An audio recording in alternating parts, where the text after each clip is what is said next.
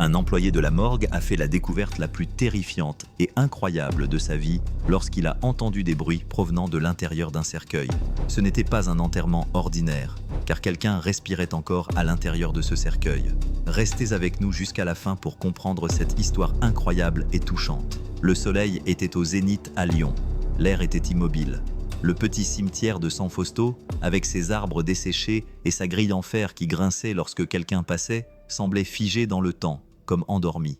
Robert Hayes essuya la sueur de son front avec le dos de la main. Il faisait cela depuis 20 ans. Depuis 20 ans, il recevait et ouvrait des cercueils, fermait des tiroirs métalliques, plaçait des corps dans des cercueils, préparait des enterrements, écoutait les pleurs et les cris, mais aussi les silences lourds qui faisaient plus mal que les larmes. C'était un travail qui ne le surprenait plus, ou du moins qui n'aurait pas dû le surprendre. Cet après-midi-là, on lui remit un simple cercueil en bois clair. Un morceau de papier était collé sur le couvercle. Il se pencha pour le lire. Anna Olvera, 28 ans, mort subite. Robert marmonna pour lui-même, presque comme si l'air chaud qui l'étouffait s'était arrêté un instant. Chaque fois qu'il recevait quelqu'un d'aussi jeune, il ressentait une oppression dans la poitrine. Dehors, le vent soufflait à peine. L'odeur des fleurs fanées se mêlait à celle de la terre sèche. Robert prit une profonde inspiration, sentant le poids de la routine et, en même temps, un étrange malaise. Il ne savait pas ce que c'était, mais ce silence lui semblait différent. Il se redressa, passa la main sur sa barbe mal rasée et dit d'une voix basse, presque avec respect, « Bienvenue, mademoiselle Anna. Je vais m'occuper de vous maintenant. » Robert parlait toujours aux morts. C'était sa façon de leur témoigner du respect, de se rappeler qu'il n'y avait pas seulement des corps, mais aussi des histoires, des familles, des rêves qui avaient été interrompus. Robert regarda à nouveau le cercueil devant lui. Le bois brillait encore comme s'il avait été ciré à la hâte, mais il était solidement scellé par des clous robustes. Cela lui semblait étrange. Il était inhabituel de recevoir un cercueil déjà fermé et prêt, sans passer par la routine de l'amphithéâtre local, sans changer les vêtements. Normalement, chaque corps arrivait enveloppé dans des draps et devait être nettoyé, habillé et préparé. Ici, tout était déjà fait, comme si l'on voulait se débarrasser rapidement de cette partie. On ne sautait toutes ces étapes que dans les cas de maladie virale et avec une interdiction de l'ouvrir, ce qui n'était pas le cas. Il s'approcha lentement, passant la main sur le couvercle lisse. La chaleur fit glisser sa paume. Il soupira profondément, puis marmonna rapidement pour lui-même, fronçant les sourcils. Il saisit le bloc-notes pour vérifier à nouveau les papiers. Rien d'autre que le nom, l'âge et la cause du décès. Mort subite. C'était tout. Aucun détail clinique, aucun cachet de la ville connue. Il toucha légèrement le côté du cercueil du bout des doigts pour n'entendre que le son creux du bois. Cela le dérangeait. Il se dirigea vers la porte et appela l'un des assistants, un jeune homme d'une vingtaine d'années qui transportait des fleurs vers la chapelle. « Henry, viens ici 1 minute. » Le jeune homme essuya la sueur de son front avec sa manche et s'approcha. « Qu'y a-t-il » Don Robert. Robert désigna le cercueil. « Étrange, tu ne trouves pas? Il est déjà scellé, il ne nous est pas passé par les mains. » Henry haussa les épaules. « Ah, c'est sûrement parce que la famille veut éviter les retards. Je ne sais pas. » Robert se gratta la tête, sceptique. « Mais qui est pressé d'enterrer une fille de 28 ans ?» Le garçon ne répondit pas. Il sourit nerveusement, comme s'il ne voulait pas s'impliquer, et retourna à son travail. Robert se retrouva à nouveau seul avec ce silence. Il fit le tour du cercueil, observant chaque détail. Les clous étaient bien placés, et une légère odeur de formaldéhyde s'échappait des fissures. C'était comme si on avait scellé non seulement le bois, mais aussi toute explication. La pièce semblait encore plus chaude. Le bruit du ventilateur dans le coin n'aidait en rien. Robert posa ses 2 mains sur le couvercle et resta immobile pendant quelques secondes, le regard baissé. « Pourquoi tant de précipitation, jeune fille ?» murmura-t-il, presque comme s'il s'adressait à la personne à l'intérieur. Mais comme toujours, personne ne répondit. Seul l'écho lointain de sa propre voix se mêlait au bruissement des arbres à l'extérieur. Robert disposait les couronnes dans la petite chapelle du cimetière. La famille et les visiteurs n'allaient pas tarder à arriver. Les bougies allumées rendaient l'air encore plus chaud, mêlé au parfum sucré des roses déjà fanées. Il marchait lentement, traînant les pieds sur le sol carrelé usé. Le cercueil au centre semblait le fixer en silence. Soudain, un bruit sec, 3 petits coups provenant de là, tap tap tap. Robert se figea. La composition florale glissa de ses mains, répandant des pétales partout sur le sol. Ses yeux s'écarquillèrent et son cœur s'emballa pendant quelques secondes. Il ne pouvait même plus respirer. Non, ce n'est pas possible, marmonna-t-il en serrant sa poitrine de ses mains. Il regarda autour de lui. La chapelle était vide. Seuls les grillons se faisaient entendre au loin, à l'extérieur. Il déglutit. Il recula d'un pas. C'était juste mon imagination, pensa-t-il. C'était peut-être le vent ou le bois qui craquait, mais la sueur froide dans sa nuque l'empêchait de le croire. Il se tourna vers le cercueil avec crainte, chaque pas résonnant bruyamment dans le silence. Il toucha le côté du cercueil du bout des doigts. Rien, juste le silence. Il prit une profonde inspiration, ferma les yeux et essaya de rire de lui-même. 20 ans dans ce métier, et j'ai toujours peur des ombres, ou je ne sais quoi. Il se retourna pour remettre en place les fleurs tombées. C'est à ce moment-là qu'il l'entendit à nouveau, plus fort cette fois, tap, tap, tap. Robert laissa tomber le vase qu'il tenait. Le son résonna dans la chapelle. Ses mains tremblaient, le sang se retira de son visage. Il n'hésita pas une seconde. Il se dirigea directement vers le cercueil et colla son oreille contre le couvercle, son cœur battant au même rythme que les tapotements qu'il avait entendus. Puis vint le son qui faillit lui faire perdre l'équilibre, une voix étouffée, faible, étranglée, à l'aide. Et vous, à la place de Robert, auriez-vous osé ouvrir le cercueil? Dites-le en commentaire. Robert recula d'un bond, trébuchant sur ses propres pieds. « Mon Dieu !» murmura-t-il, haletant. Il regarda vers la porte comme s'il voulait s'enfuir, mais ses yeux revinrent vers le bois scellé. La sueur coulait sur son visage, trempant sa chemise déjà humide. Cette voix ne pouvait pas être le fruit de son imagination. C'était impossible, et à ce moment-là, seul face à l'impossible, Robert sentit le monde tourner autour de lui. Le cercueil renfermait non seulement le silence, mais aussi quelqu'un qui appelait à l'aide. Robert sentit ses jambes fléchir. Il laissa le bouquet de fleurs sur le banc, manquant de renverser les bougies. Il posa sa main sur sa poitrine et prit une profonde inspiration, essayant de contrôler le tremblement de ses doigts. « Calme-toi, calme-toi » se murmura Robert, comme s'il essayait de calmer un cheval effrayé. Il courut vers la porte de la chapelle et cria d'une voix brisée. « Mon père, s'il vous plaît » puis plus fort. « La famille, quelqu'un de la famille, venez s'il vous plaît » Le prêtre fut le premier à apparaître dans sa simple soutane, transpirant comme tout le monde en cet après-midi interminable. « Que s'est-il passé, mon fils » Robert déglutit péniblement. « 3 coups d'ici » dit-il en montrant le cercueil d'une main tremblante et d'une voix qu'il jurait avoir entendue. Le prêtre regarda le cercueil, puis Robert, et soupira lentement en posant sa main sur son épaule. Parfois, le bois craque, c'est à cause de la chaleur, et notre cœur nous joue des tours quand nous sommes fatigués.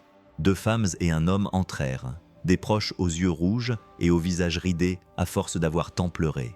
L'une d'elles essuya ses larmes avec un mouchoir et demanda d'un ton soupçonneux « Que s'est-il passé ?» Robert prit une autre profonde inspiration, sentant la sueur couler dans sa nuque. « Je sais que cela va vous paraître étrange, mais j'ai entendu des coups ici et quelqu'un appelait à l'aide. Je l'ai entendu. » La femme se mordit la lèvre et tripota son chapelet entre ses doigts. L'homme s'avança, non pas de manière agressive, mais avec fermeté. « Monsieur Robert, veuillez respecter notre chagrin, » dit-il d'une voix brisée. Il toussa. Elle est partie. Une autre voix plus âgée parla doucement, presque comme un soupir. « Vous êtes nerveux, monsieur. Vous travaillez là-dessus tous les jours. Parfois, votre esprit nous trompe. » Robert ferma les yeux comme si cela pouvait l'aider à se souvenir plus clairement du bruit. « Je n'invente rien, je le jure sur tout ce qui m'est cher. » Il y a eu 3 coups secs. Il fit le geste avec ses jointures en l'air, comme pour les répéter. Tap, tap, tap. Le père leva les mains, demandant le calme. « Allons-y. » Sa voix était ferme et calme. « Respirons. Je vais prier. Toi, Robert, bois un verre d'eau. La chaleur est insupportable. » Robert se mordit la joue, luttant contre le doute. Son front battait. « Je ne suis pas fou, père, » murmura-t-il. « Je sais, mon fils, » répondit le père avec un sourire fatigué. « Mais maintenant, calme-toi. » La famille s'approcha prudemment du cercueil, toucha le bois et pleura doucement. L'homme passa sa main sur le couvercle et ferma les yeux, comme pour lui donner une dernière caresse. Personne ne dit rien d'autre. On n'entendait que des sanglots, des soupirs et le grincement lointain du portail à l'extérieur. Robert recula de 2 pas, le cœur battant toujours étrangement. Il avait la gorge sèche et un goût de fer dans la bouche. Il prit le verre d'eau que lui tendait l'assistant et s'humecta les lèvres. Le père commença une prière à voix basse, les mots flottant dans l'air chaud. « Accorde-leur le repos éternel, Seigneur !» Robert essaya de suivre, mais ses pensées s'égarèrent. « Et si ce n'était pas ma tête qui tournait ?» Et s'il y avait quelqu'un là-bas? L'image des coups revint et le mot étouffé, comme quelqu'un piégé dans un placard, il ferma les yeux. Le visage de la jeune femme qu'il ne connaissait même pas apparut dans son esprit, pâle, haletant. La prière prit fin, la famille s'embrassa, la plus jeune pleura encore plus fort et le père la serra dans ses bras. Robert sentit sa poitrine se serrer de culpabilité. Et si j'avais raison? Et si je restais silencieux? Cette pensée fut interrompue par un frisson qui remonta de son dos jusqu'à sa nuque. Il regarda le cercueil, puis le père. « Je vais juste vérifier à nouveau, » dit-il doucement. « Ce sera rapide. » Personne ne répondit. Peut-être pensait-il qu'il voulait simplement se calmer. Robert fit des pas lents, presque silencieux, comme s'il avait peur de réveiller quelque chose. L'air semblait plus lourd près du bois. L'odeur du formaldéhyde et des fleurs fanées lui piquait le nez. Les flammes des bougies vacillaient, comme si un vent invisible soufflait. Il posa sa paume sur le côté du cercueil et retint son souffle comme s'il plongeait. Son propre sang bourdonnait dans ses oreilles. 1, 2, 3 secondes, rien. Encore 2, rien. Et puis ça arriva. Des coups rapides, nerveux, désespérés. Robert s'accroupit instinctivement, l'oreille collée au bois. La sueur lui coulait dans les yeux. Son cœur voulait sortir de sa bouche. « Mon Dieu !» murmura-t-il, presque sans voix. Les coups se répétaient de manière irrégulière, comme un point faible essayant de dire quelque chose. Il sentit les poils de ses bras se hérisser, sa chemise collée à son dos, un goût de panique monter en lui, mais il le retint. Il serra sa propre main jusqu'à en avoir mal. Il ne pouvait pas crier, il ne pouvait pas perdre la tête, il devait réfléchir. Mais ses pensées étaient un fil ténu sur le point de se rompre. Il recula d'un pas, tremblant, et regarda autour de lui. La famille pleurait dans ses coins, inconsciente. Le père disait quelque chose doucement, essayant de les réconforter. C'était comme si tout le monde était dans une autre pièce et qu'il était seul là, au bord d'un secret qui ne tenait pas dans sa poitrine. Les coups s'arrêtèrent à nouveau. Le silence revint, lourd, chaud, collant sur la peau. Robert s'essuya le visage avec sa manche et resta immobile pendant quelques secondes, essayant d'entendre le moindre signe. Le temps s'étirait, le doute rongeait son cœur. Et si c'était son imagination? Et si la chaleur, l'épuisement, les années passées à ce travail avaient brouillé son esprit? Il y croyait presque, jusqu'à ce qu'il se souvienne du rythme, de l'urgence, du tic-tac, tic-tac, tic-tac, que personne ne veut entendre dans un endroit comme celui-ci. Robert ferma les yeux et inspira lentement par le nez, retenant son souffle. Quand il expira, il sentit ses mains se stabiliser un peu. Elles tremblaient encore, mais moins. Il savait ce qu'il avait entendu. Il le savait et maintenant cette certitude lui faisait mal, comme une pierre dans la poitrine. Il regarda le père, la famille réunie, puis le cercueil, qui semblait battre silencieusement au milieu de la chapelle. Il avait la gorge sèche, mais ce qu'il ressentait était plus fort que la peur. Le père commençait déjà à faire ses adieux d'une voix ferme, essayant d'apporter la paix aux personnes en deuil. Les bougies vacillaient, éclairant les visages fatigués et baignés de larmes. La sœur aînée de la défunte serrait un mouchoir, tremblante, tandis que son mari lui tenait fermement la main. Tout le monde attendait les adieux. C'est à ce moment-là que Robert ne put plus se retenir. Sa poitrine explosa comme si le courage avait enfoncé une porte qu'il essayait de garder fermée. Il s'avança, leva les bras et cria « Arrêtez tout! Arrêtez maintenant !» L'écho de sa voix traversa la chapelle comme un couteau. Tout le monde se retourna, effrayé. Le prêtre resta silencieux au milieu de sa prière, le chapelet serré entre ses doigts. Les proches se regardèrent, certains indignés, d'autres complètement désorientés.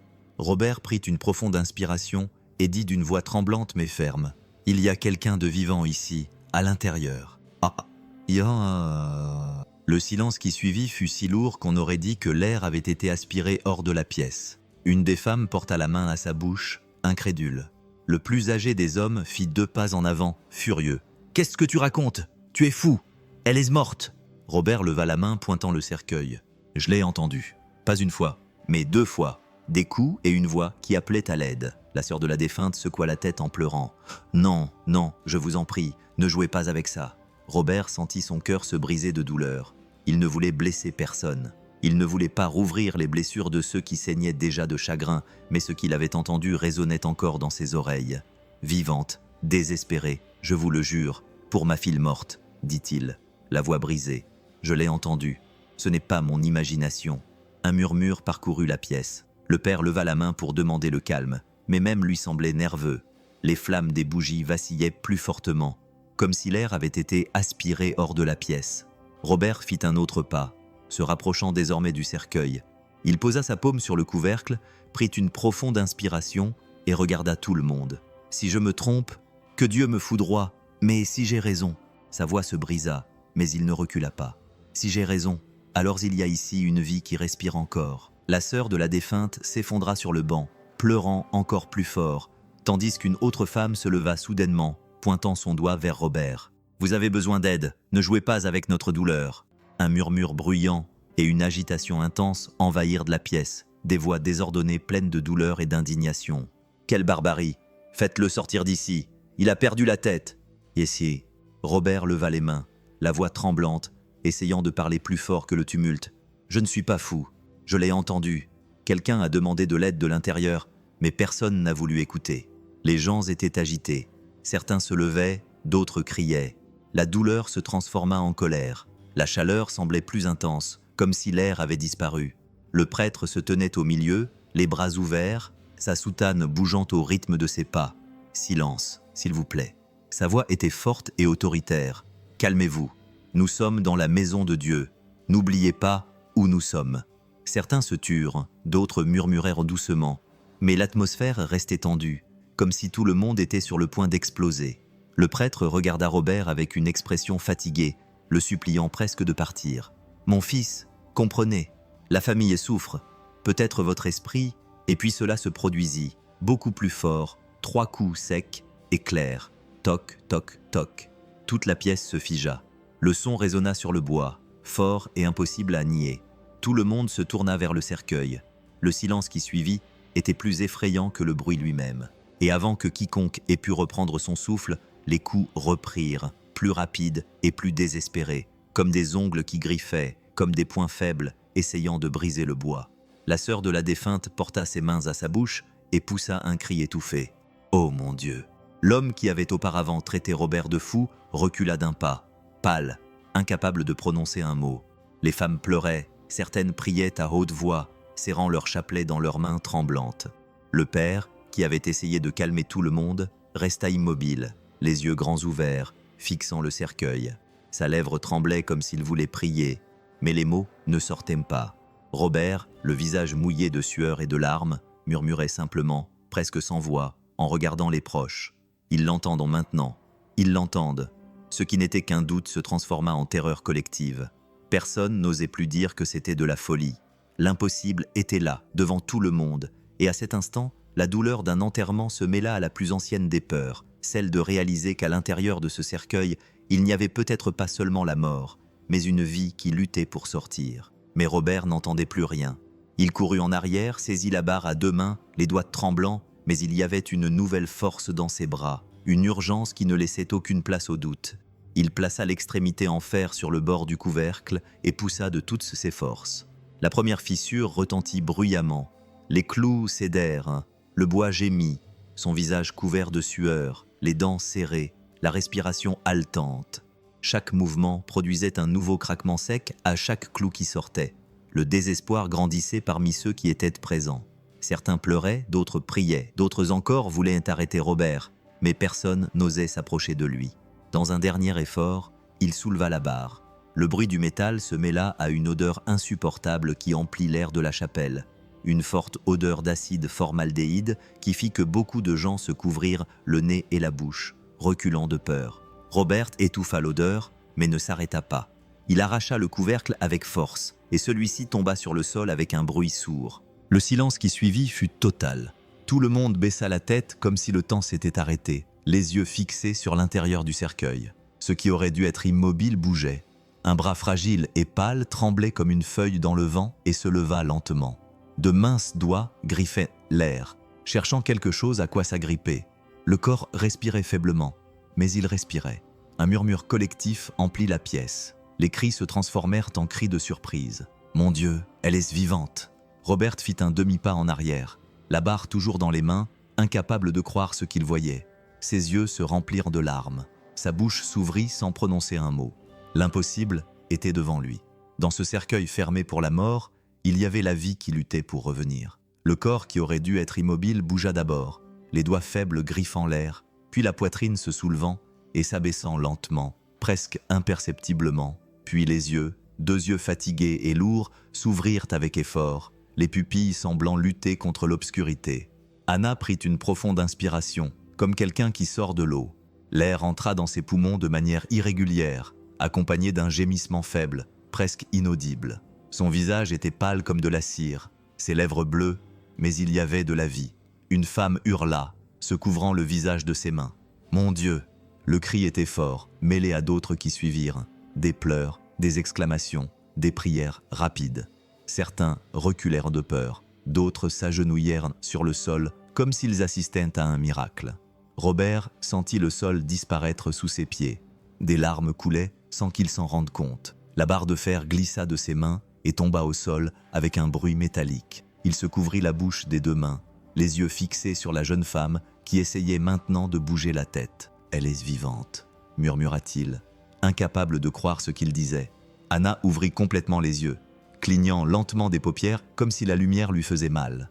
Elle essaya de parler, mais seul un soupir rauque sortit de sa gorge.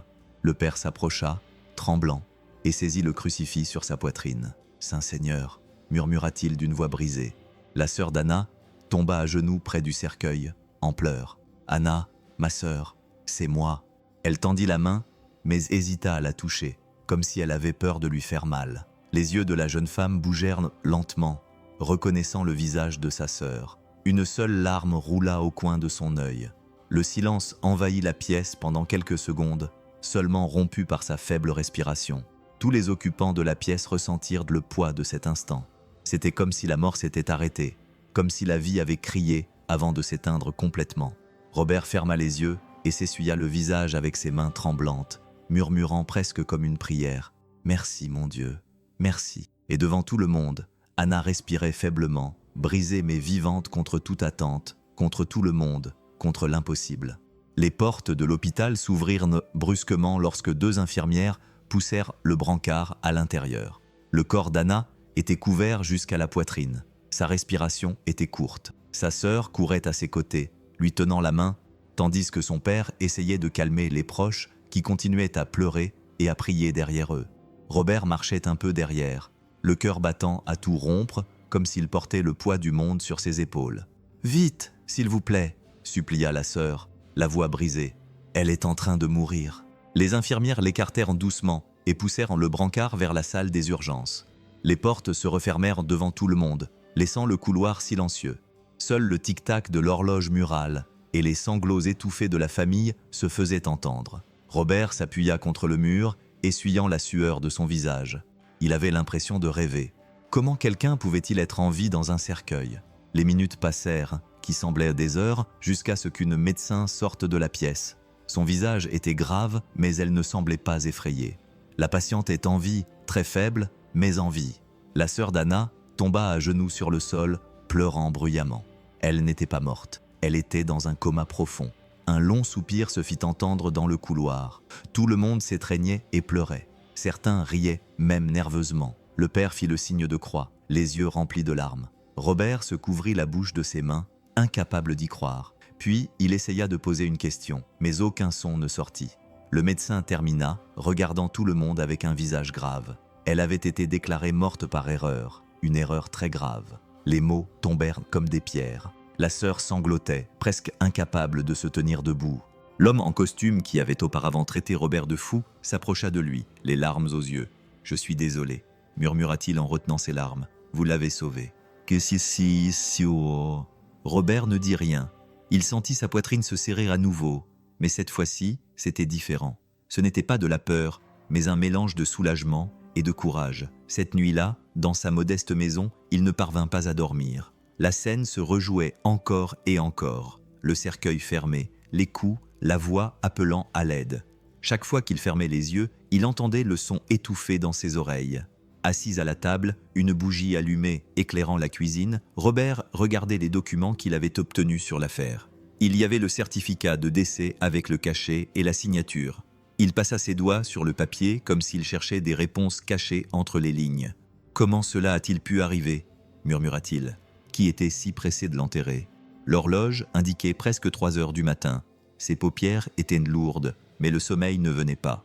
Quelque chose n'allait pas, vraiment pas. Il le savait. La vie de cette jeune femme avait été mise en danger à cause d'une erreur qui n'avait aucun sens, et Robert, les mains tremblantes sur le certificat, ressentait une certitude en lui.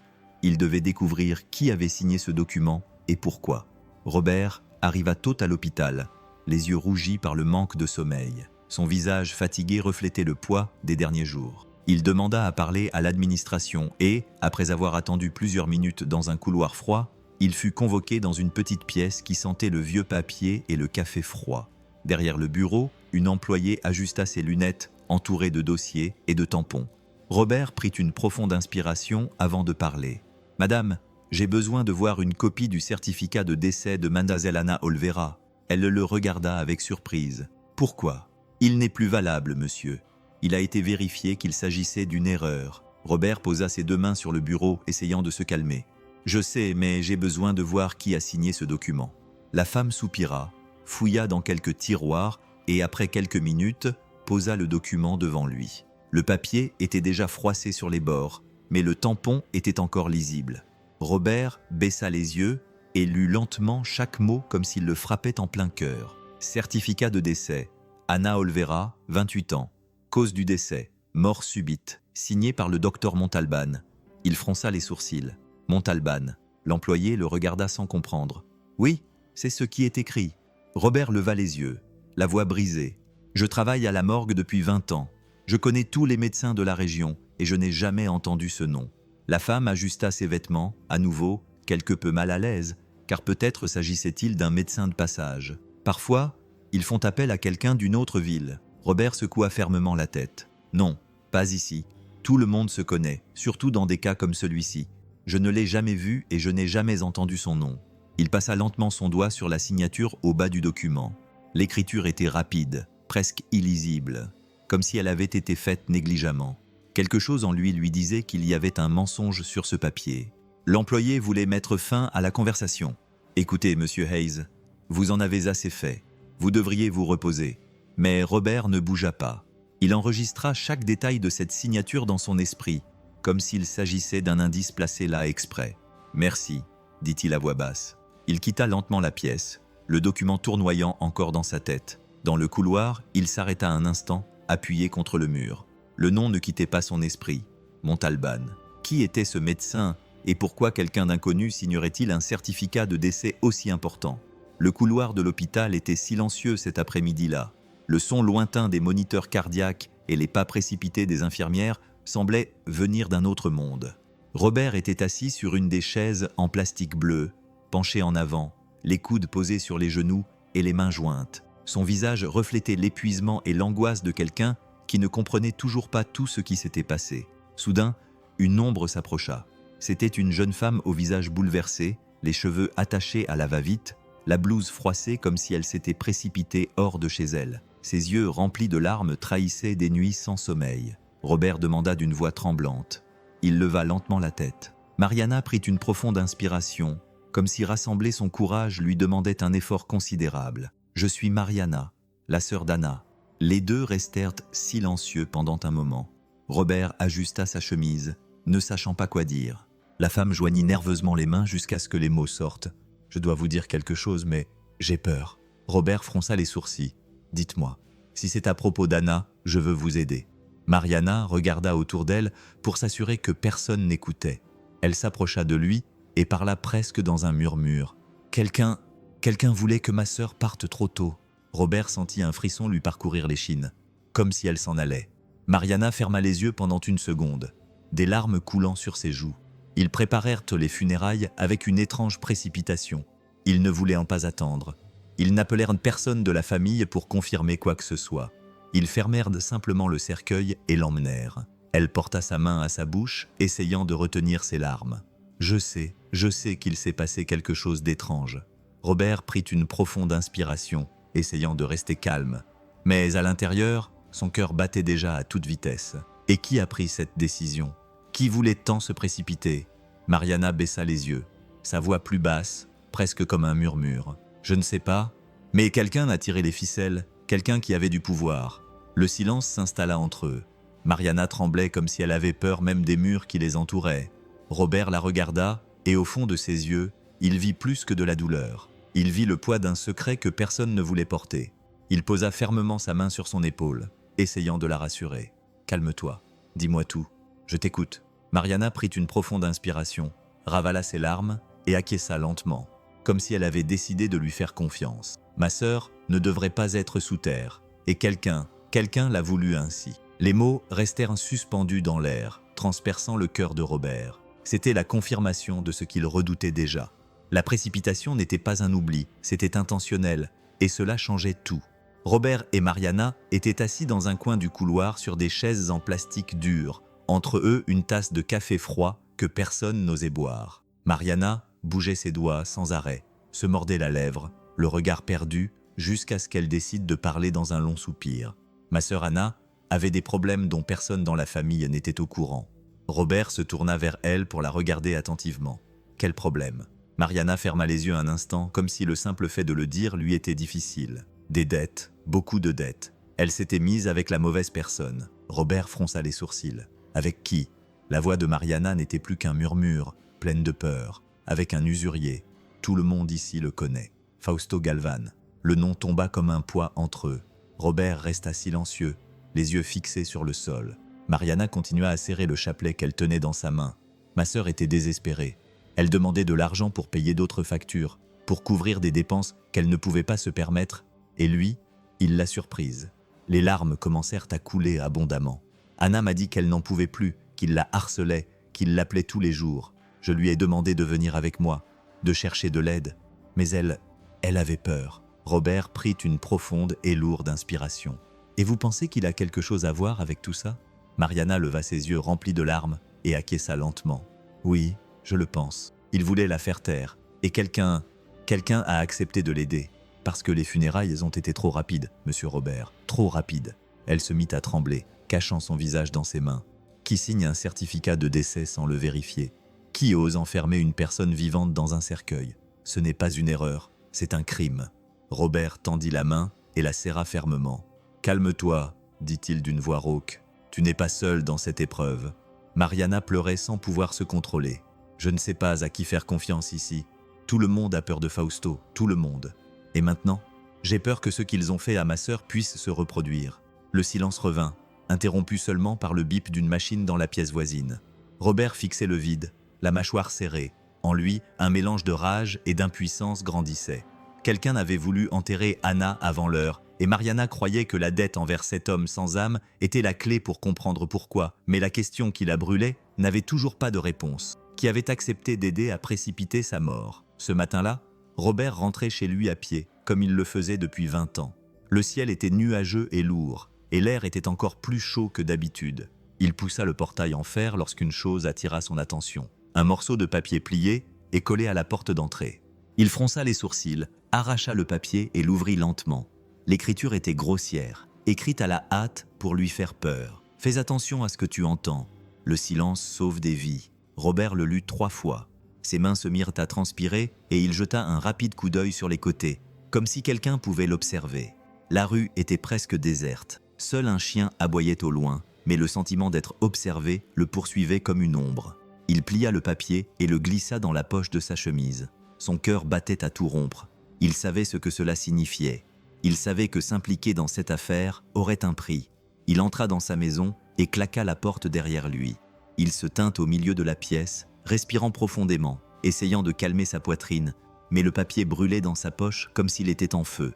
Et puis, comme si l'avertissement avait rouvert une vieille blessure, le souvenir revint avec force. Robert se vit, des années auparavant, courant dans les couloirs d'un hôpital. Sa petite fille dans les bras, fiévreuse, les yeux fermés, le corps inerte. Il criait à l'aide. « S'il vous plaît, ma fille est en train de mourir. » Une infirmière apparut, un bloc-notes à la main. « Monsieur, vous devez d'abord payer la consultation. » Robert faillit se mettre à genoux. « Je n'ai pas d'argent pour le moment. S'il vous plaît, soignez-la. C'est ma fille. » Mais la réponse fut sèche, sans le regarder dans les yeux. « Règle de l'hôpital. Sans paiement, nous ne pouvons pas l'admettre. » Il a essayé de supplier désespérément, agrippant la blouse de l'infirmière et criant « Je paierai plus tard, mais ne la laissez pas mourir. » Personne n'a bougé.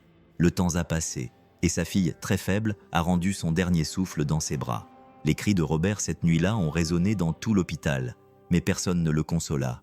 Seuls des papiers, des règles, le silence. Si ce souvenir vous a serré le cœur, laissez un like pour soutenir cette histoire et ceux qui refusent de se taire. Depuis lors, sa haine du système ne l'a jamais quitté. Il a gardé en lui la culpabilité, la douleur, le sentiment que la vie des gens ordinaires n'avait aucune valeur face à l'argent et à la froideur. De retour au présent, Robert essuya les larmes qui coulaient sans qu'il s'en rende compte. Il froissa le papier dans sa poche. « Pas encore », murmura-t-il d'une voix ferme mais brisée. Plus personne. L'avertissement lui disait de se taire, mais à l'intérieur de Robert, le souvenir de sa fille disparue criait plus fort que n'importe quelle menace. Robert était chez lui, assis à la table de la cuisine, une bougie allumée éclairant les papiers qu'il était encore en train d'examiner. Le morceau de papier froissé qu'il avait trouvé à la porte de la morgue était là, à côté de lui, pour lui rappeler constamment le danger. L'horloge indiquait presque 2 heures du matin. Le silence était si grand qu'il pouvait entendre les battements de son propre cœur. C'est dans ce silence qu'un bruit différent se fit entendre, le moteur d'une voiture roulant lentement qui s'approchait. Il fronça les sourcils et se leva lentement. Il se dirigea vers la fenêtre. Le rideau fin laissait passer la faible lumière de la rue. Une voiture noire était garée devant sa maison, le moteur éteint, les phares allumés pendant quelques secondes, puis éteints. À l'intérieur se trouvaient 2 hommes. Ils ne fumaient pas, ne parlaient pas, ne bougeaient pas, ils se contentaient de regarder. Robert sentit un frisson lui parcourir l'échine. Il pressa le rideau de ses doigts tremblants, essayant de mieux voir. L'un des hommes tourna la tête et même dans l'obscurité, le regard froid de ses yeux croisa celui de Robert. Son cœur se mit à battre à toute vitesse. Il recula rapidement et tira le rideau. Sa respiration devint courte et rapide. Il s'appuya contre le mur, les mains sur les genoux, essayant de contrôler la peur qui grandissait en lui. « Mon Dieu !» murmura-t-il doucement. Le silence de la rue semblait désormais plus dangereux. La voiture ne partait pas, elle restait là, immobile comme une ombre, attendant que sa proie bouge. Robert se rendit dans le salon, éteignit les lumières, ferma les autres rideaux, passa la main sur son front couvert de sueur froide et regarda autour de lui la petite maison fragile, face à quelque chose qu'il ne comprenait même pas lui-même. Il fit 2 pas vers la porte et colla son oreille contre celle-ci. Rien, seulement le bruit lointain d'un chien qui aboyait dans un autre quartier. Puis, à nouveau, le moteur. La voiture démarra lentement. Robert courut à la fenêtre et souleva le rideau juste assez pour voir la voiture noire commencer à bouger, glisser dans l'obscurité, disparaître au coin de la rue, comme si elle n'avait jamais été là. Il resta immobile, fixant la rue vide, le cœur battant encore dans sa poitrine. Puis il referma le rideau, recula et s'effondra dans le fauteuil. Il passa ses mains sur son visage, respirant profondément, essayant de se convaincre qu'il était toujours en sécurité, mais il savait au fond de lui que cette visite n'avait rien d'ordinaire. C'était un avertissement. Et cette fois, il n'était pas écrit sur papier, il se lisait dans les yeux froids de ces 2 hommes qui, sans dire un mot, lui avaient clairement fait comprendre qu'ils le surveillaient. La chambre d'hôpital était presque plongée dans l'obscurité, les rideaux fermés, ne laissant entrer qu'un mince rayon de lumière matinale. Le bip des machines était le seul signe que la vie luttait encore à l'intérieur. Robert était assis sur une chaise en fer, le corps penché en avant, les mains jointes comme s'il priait en silence. Les jours sans sommeil se lisaient déjà sur ses cernes profonds, mais il ne bougeait pas de là. Soudain, un léger mouvement. La respiration d'Anna devint plus forte, comme un souffle essayant de revenir au monde. Ses yeux tremblèrent avant de s'ouvrir lentement, lourds comme du plomb.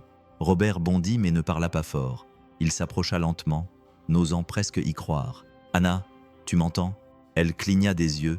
Ses lèvres sèches bougeaient avec difficulté. Elle n'avait plus de force, mais elle était consciente. Robert lui prit la main doucement, comme s'il avait peur de la casser. « Calme-toi, calme-toi, tu es en sécurité. » Ses yeux se remplirent de larmes silencieuses.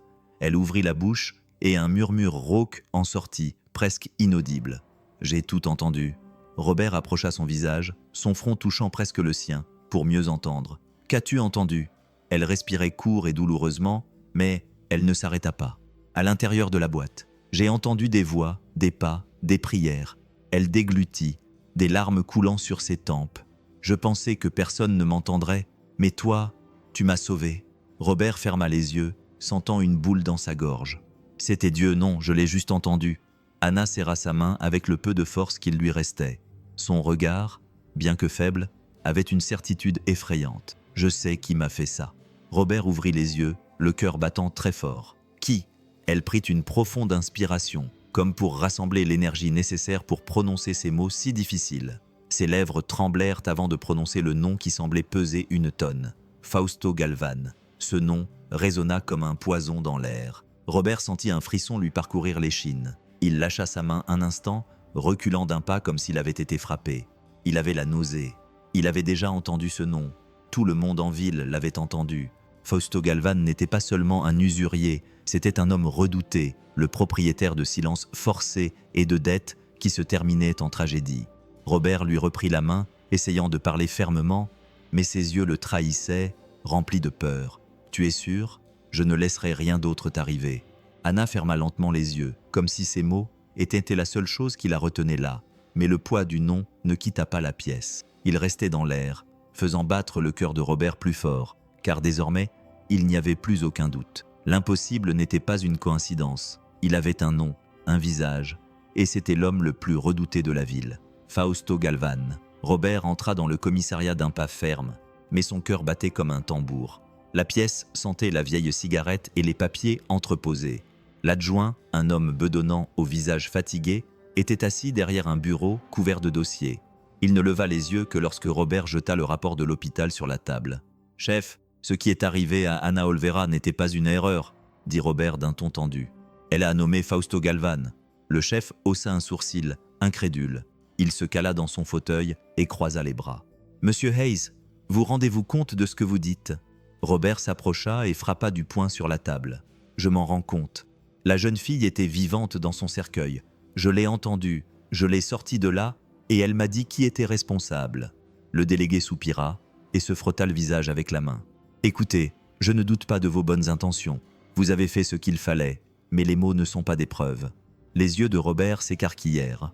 Ce ne sont pas des preuves, et le certificat de décès signé par un médecin fantôme. Le délégué sortit le dossier, ouvrit le document et lut calmement la signature. « Docteur Montalban », marmonna-t-il, « nous n'avons aucune trace de lui. »« Exactement », s'écria Robert, « cet homme n'existe pas ici. Ils l'ont inventé pour tout couvrir. » Le délégué claqua le dossier et le repoussa comme s'il voulait mettre fin à la conversation. « Et que voulez-vous que je fasse ? Arrêtez Galvan, juste parce que vous le dites ?» Robert recula d'un pas, incrédule. « Ce n'est pas moi qui le dis, c'est elle. » Le délégué le regarda sérieusement, d'une voix basse, presque comme un père qui gronde son enfant. « Et sans preuve matérielle, votre témoignage ne suffit pas. Vous savez comment fonctionne le système judiciaire. » Robert sentit son sang bouillir. Il serra les poings jusqu'à en avoir mal. « Alors, nous attendrons qu'il l'enterre à nouveau avant d'agir. » Le délégué détourna le regard et resta silencieux pendant quelques secondes, puis alluma une cigarette et tira une longue bouffée. « Je comprends votre colère, mais j'ai les mains liées. » Robert prit une profonde inspiration, essayant de ne pas exploser. La pièce semblait rétrécir, l'air s'alourdir. Finalement, il murmura d'une voix brisée. « Ils disent toujours la même chose. Nous avons les mains liées. Mais ceux qui finissent par être liés sont les innocents. » Oh, il se retourna, ouvrit la porte avec force et sortit, laissant l'adjoint immobile derrière le nuage de fumée dans le couloir. Robert s'arrêta un instant, passant la main sur son visage. La frustration était plus douloureuse que la peur, et lorsqu'il tenta de puiser de la force dans le seul indice dont il disposait, il se rendit compte d'une chose encore plus horrible. Ce docteur Montalban avait disparu comme s'il n'avait jamais existé. Il n'y avait aucune trace, aucun document, rien. Mariana arriva à l'hôpital avec un visage triste, comme si elle portait un poids plus lourd que son corps ne pouvait supporter. Il y avait quelque chose de différent dans ses yeux par rapport à la dernière fois qu'elle avait parlé à Robert. Ce n'était pas seulement de la tristesse, c'était de la détermination. Elle entra dans la chambre où il l'attendait, assis près du lit d'Anna, et lui fit signe de la suivre dans le couloir. Robert se leva lentement, sentant la tension dans l'air. Dehors, à l'abri des regards indiscrets, Mariana ouvrit le sac avec des mains tremblantes et en sortit un vieux téléphone portable avec un écran cassé, recouvert de rubans adhésifs pour empêcher le couvercle de tomber. Elle le regarda dans les yeux avant de le lui tendre. Ce téléphone appartenait à Anna. Je l'ai trouvé caché parmi ses affaires. Robert prit l'appareil avec précaution, comme s'il s'agissait d'un objet de grande valeur. « Qu'y a-t-il dedans ?» Mariana prit une profonde inspiration, la voix brisée. Des messages qu'elle ne voulait montrer à personne. Avec difficulté, ils allumèrent le téléphone portable. L'écran éclaira le visage de Robert alors qu'il commençait à lire les conversations enregistrées. Son cœur battait à tout rompre à chaque mot qui apparaissait. « Préfères-tu mourir endormi ou éveillé ?» Robert lut à haute voix, la voix tremblante. « Mon Dieu !» Les messages continuaient. « Le silence est aussi un choix. Tu sais ce qui se passe si tu ne payes pas. » Mariana se couvrit le visage de ses mains et pleura doucement. Elle avait peur. « Robert, mais elle ne m'a pas tout dit. Elle a juste laissé ça caché. » Robert serra le téléphone portable dans ses mains moites. Chaque mot qu'il lisait confirmait ce qu'il ressentait déjà dans son cœur. Ce n'était pas une erreur médicale. Ce n'était pas une négligence. C'était une menace. C'était un crime. Il leva les yeux vers Mariana. « C'est la preuve. » Elle acquiesça, essuyant ses larmes avec un mouchoir. « Oui, mais c'est aussi un risque. Si Galvan découvre l'existence de ce téléphone, il s'en prendra à nous tous. » Robert ferma les yeux un instant, conscient de l'importance de ce qu'il venait de découvrir. Puis il les rouvrit avec détermination, comme s'il venait de faire une promesse silencieuse. Peu importe, la vérité ne peut pas rester enfouie, comme ils ont failli enterrer ta sœur. Mariana sanglotait, appuyée contre le mur. « J'ai peur, Robert, mais nous ne pouvons plus rester silencieux. » Il saisit le téléphone portable à deux mains, le cœur battant à tout rompre, et murmura comme s'il se parlait à lui-même. Cet appareil peut être la voix qu'Anna n'a pas eu la force de faire entendre dans le couloir froid de l'hôpital. À travers leurs larmes et leur silence, ils comprirent tous deux que ce téléphone portable était plus qu'un objet oublié. C'était la preuve cachée qui pouvait tout changer. Robert passa des jours avec le téléphone portable d'Anna entre les mains, comme s'il transportait une bombe sur le point d'exploser. Il savait que ces messages pouvaient faire la différence entre le silence et la justice, mais il savait aussi à quel point il était dangereux de les rendre publics. Les menaces étaient claires, la peur était réelle. C'est Mariana qui, d'une voix tremblante mais ferme, a dit un soir « Si nous le gardons, rien ne changera, mais si nous le montrons, nous pourrons peut-être sauver non seulement Anna, mais aussi d'autres personnes. » Robert la regarda en silence pendant quelques secondes, puis acquiesça. Au fond de lui, il sentait que cette décision ne leur appartenait plus. C'était une obligation. Le lendemain, ils se rendirent dans les bureaux d'un petit journal local connu pour ne pas rester silencieux face aux puissants.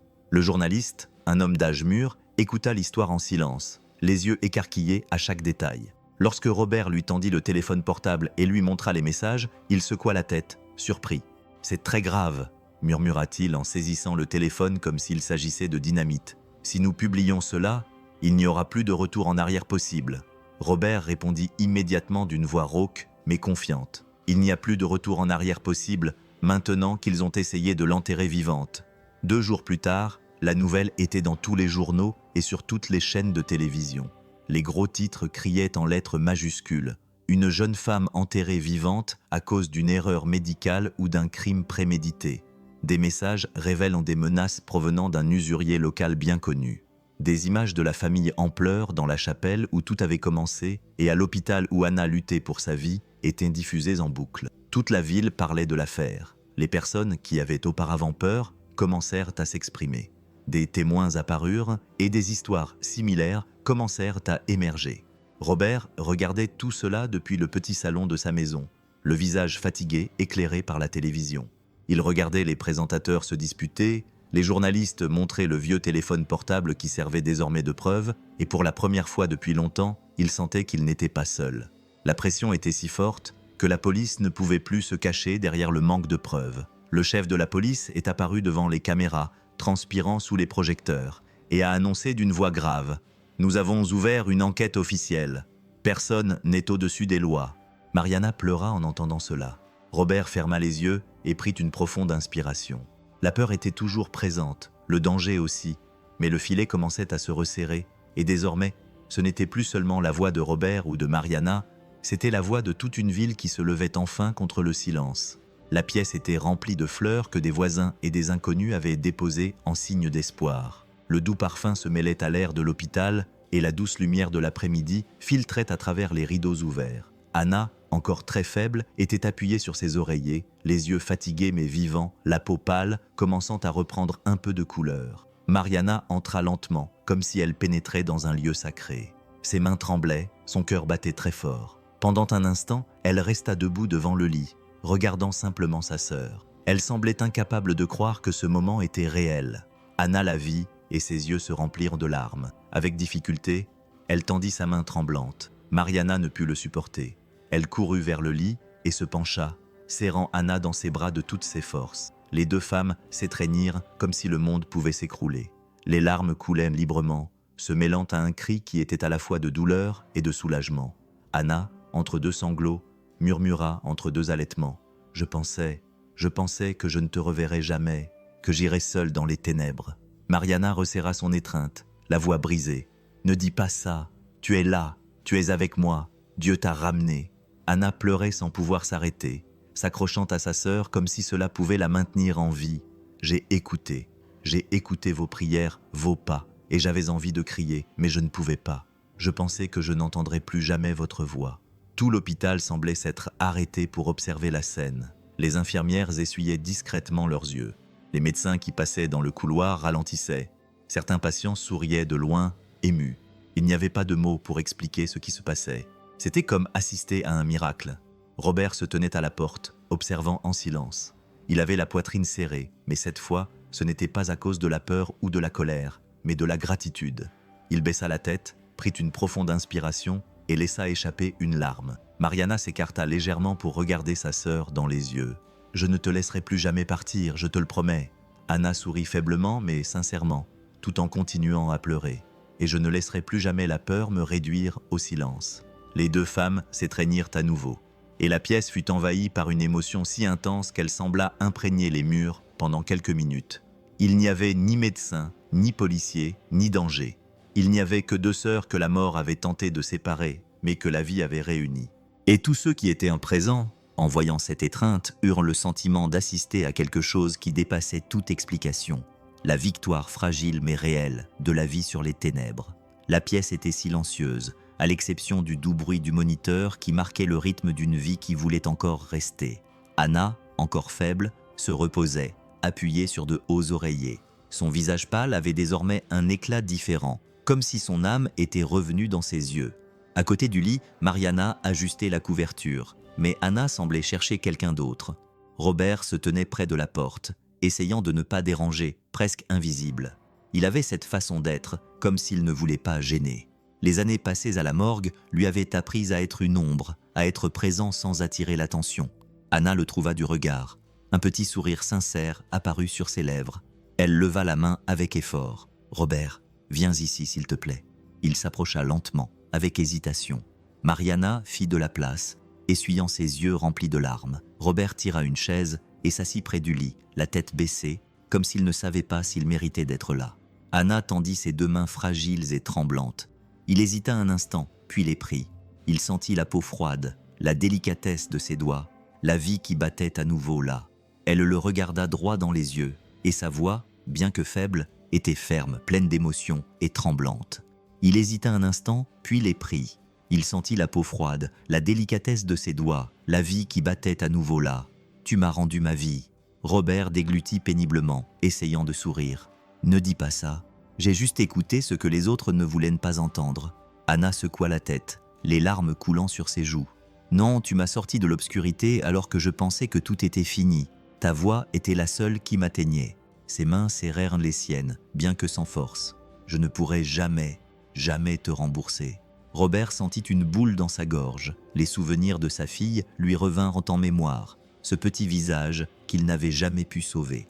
Il ferma les yeux un instant, laissant échapper une larme. Quand il parla, sa voix se brisa. « Tu n'as rien à me payer, Anna. Tu m'as déjà donné quelque chose que je pensais ne plus jamais ressentir. » Elle fronça les sourcils, perplexe. « Quoi donc ?» Il leva les yeux remplis de larmes. Le sentiment que je peux encore sauver quelqu'un. Anna pleura encore plus fort, pressant sa main contre sa poitrine, comme si elle voulait garder ses mots dans son cœur. Mariana pleurait aussi en silence, observant cette rencontre impossible dans cette pièce. 3 vies se sont réunies dans un moment qui ne pouvait être décrit avec des mots. Ce n'était pas seulement de la gratitude, ce n'était pas une dette, c'était quelque chose. La certitude que même face à la mort, il existe des gestes qui peuvent donner un sens à la vie. Les rues de Lyon semblaient différentes ce jour-là. Les journaux, les stations de radio et les journaux télévisés ne parlaient que d'une seule chose, le scandale que personne ne pouvait plus cacher. Le nom de Fausto Galvan, qui jusqu'alors n'avait été que murmuré, était désormais en gros caractères, accompagné des messages de menaces qui avaient été rendus publics. Robert traversait lentement le marché lorsqu'il entendit des gens murmurer « Il s'est fait prendre, ils disent que la police l'a enfin arrêté. Fausto Galvan, quelqu'un lui a enfin tenu tête. » Son cœur se mit à battre plus fort. Il avait du mal à y croire. Sur un téléviseur installé dans un étal, l'image était claire. Fausto Galvan, vêtu d'un costume sombre, menotté, emmené par 2 policiers. Son visage ne montrait aucune peur, seulement une rage contenue. Devant le commissariat, les gens criaient, certains applaudissaient, d'autres pleuraient. Une femme, une bougie à la main, disait à voix haute « Cet homme m'a tout pris. Aujourd'hui, j'ai l'impression que Dieu m'a entendu. » Robert resta immobile, les yeux rivés sur l'écran, incapable de bouger. La nouvelle se répandit rapidement. Avec Galvan, 2 de ses hommes de confiance avaient été arrêtés, accusés d'extorsion et de tentative de meurtre. Mais le plus inattendu restait à venir. Le médecin qui avait signé le faux certificat de décès tentait de franchir la frontière pour quitter l'État. Il transportait de l'argent liquide et de faux documents. Lors de la conférence de presse, le chef de la police, qui subissait des pressions depuis des semaines, a annoncé que le médecin connu sous le nom de Montalban n'avait pas de licence valide, que son identité était fausse et qu'il était désormais en détention. Les caméras ont enregistré chaque mot. Les gens ont célébré dans les rues, klaxonnant comme si la ville avait attendu ce moment pendant des années. Robert est retourné à l'hôpital cet après-midi-là. Lorsqu'il est entré dans la chambre, il a trouvé Mariana avec la télécommande de la télévision à la main, les larmes coulant sur son visage. Anna, encore faible dans son lit, regardait la même scène, Fausto Galvan poussé dans une voiture de police. Elle a levé les yeux vers Robert et a murmuré d'une voix tremblante « Il est tombé ». Robert s'approcha lentement, lui prit la main et acquiesça. Il est tombé, et cette fois, il ne pourra pas se relever aussi facilement. Mariana serra sa sœur dans ses bras et pleura sur son épaule. Tout l'hôpital semblait respirer différemment, comme si les couloirs étaient remplis d'un air nouveau et plus léger. Robert ne dit rien, mais à l'intérieur, il ressentait un mélange de soulagement et de douleur. Ce n'était pas une victoire totale, car rien ne pourrait effacer ce qu'Anna avait enduré. Mais pour la première fois depuis longtemps, la justice ne se cachait pas derrière la peur. Les coupables tombaient, et toute la ville regardait avec incrédulité le silence enfin rompu dans la salle d'attente de l'hôpital. La télévision était allumée et diffusait le journal télévisé du soir. Les patients, les infirmières et les visiteurs étaient rassemblés en silence, les yeux rivés sur l'écran. Le journaliste parlait d'une voix grave, chaque mot pesant comme une pierre sur le cœur de ceux qui l'écoutaient. Au cours des dernières heures, la police avait confirmé la découverte de 2 nouveaux cas similaires à celui d'Anna Olvera. Des personnes déclarées mortes alors qu'elles étaient encore en vie. Un murmure parcourut la salle. Certains se signèrent, d'autres secouèrent de la tête, incrédules. La caméra montrait des images d'un cercueil d'urgence ouvert dans une autre ville, avec des marques de clous à l'intérieur du couvercle. Une mère pleurait en serrant dans ses bras le corps de sa fille. Se signèrent, d'autres secouèrent la tête, incrédules. La caméra montrait des images d'un cercueil d'urgence ouvert dans une autre ville, avec des marques de clous à l'intérieur du couvercle. Puis un autre cas, un homme de 24 ans, enterré comme un sans-abri, sorti de la tombe encore vivant, sauvé de justesse. Robert avait l'estomac noué et ses mains tremblaient sur ses genoux. Mariana, à côté de lui, porta la main à sa bouche, les yeux écarquillés. Mon Dieu, il n'y avait pas qu'Anna. Le journaliste continua à parler sans rien édulcorer. Les autorités enquêtent sur la possibilité d'un réseau criminel qui aurait utilisé de faux certificats de décès pour dissimuler des dettes, des menaces et d'autres crimes. Anna, toujours allongée dans son lit, regardait également. Son visage pâlit et des larmes silencieuses coulèrent sur ses tempes. Elle serra la main de sa sœur avec le peu de force qui lui restait. « Combien d'autres encore ?» murmura-t-elle, la voix brisée. Mariana la serra dans ses bras et pleura avec elle. « Je ne sais pas, mais cela n'aurait dû arriver ni à toi, ni à personne d'autre. » Robert se leva, incapable de rester assis. Il se dirigea vers la fenêtre du couloir et posa son front contre la vitre froide. Son reflet montrait ses yeux remplis de larmes. Il murmura pour lui-même, presque comme un soupir que lui seul pouvait entendre. « Je suis arrivé à temps, mais d'autres n'ont pas eu cette chance. » Les images à la télévision montraient des familles désespérées réclamant justice, tenant des photos froissées de leurs proches décédés qui étaient encore en vie. Le pays tout entier commençait à réaliser que le cas d'Anna n'était pas un miracle isolé. Il s'inscrivait dans un contexte beaucoup plus vaste et beaucoup plus cruel. Dans cet hôpital, tout le monde restait silencieux. La nouvelle pesait lourdement, comme si l'air était devenu plus épais. On ne pouvait plus le nier. Ce n'était pas un accident. Ce n'était pas une coïncidence. C'était une blessure dans la ville, et chaque mot prononcé dans les journaux télévisés la rendait plus douloureuse. Le soleil commençait à se coucher lorsque Robert traversa le cimetière de San Fausto, celui-là même où il avait entendu ses coups impossibles quelques jours auparavant. Ses pas étaient lents et lourds, mais il y avait quelque chose de différent dans son corps. Ce n'était pas seulement la douleur. Il y avait aussi une sorte de force silencieuse qui le poussait à avancer. Il tenait dans sa main un bouquet de fleurs simples, des marguerites blanches mélangées à quelques roses qu'il avait achetées en chemin. Les fleurs tremblaient dans la douce brise de l'après-midi. Il se tenait devant une petite pierre tombale, presque cachée parmi d'autres plus grandes. Le nom gravé sur la pierre lui fit à nouveau mal au cœur, comme s'il le lisait pour la première fois. Isabelle Hayes, 7 ans.